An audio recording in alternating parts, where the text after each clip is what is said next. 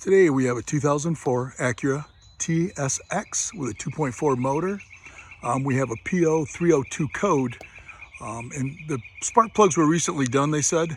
So we're going to replace the coil. So we're going to show you where that's located and how to do it. This is your Acura 2.4 motor, excellent motor.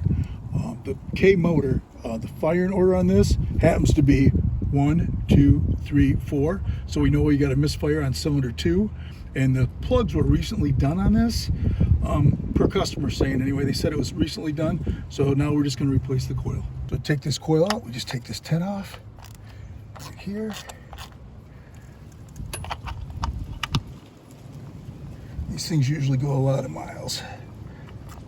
They're halfway well taken care of. Okay, take that out. Now we're going to raise that up and then unplug it. Just pull it up like that, and you can see right here, that's got to be plugged in, and just pull it off like that.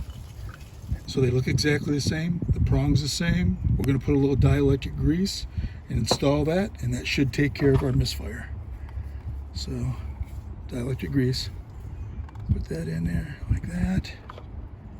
And now I'm actually going to put that in there, get it halfway down, plug it in. Snap it and you listen to it click, just like that. Put it down into place. We reinstall once that's plugged in like that, put our 10 in there, tighten that up.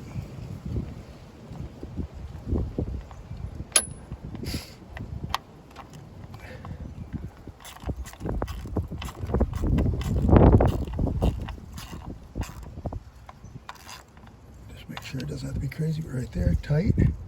That's all it takes to replace a coil on a 2004 Acura TSX with a 2.4 motor.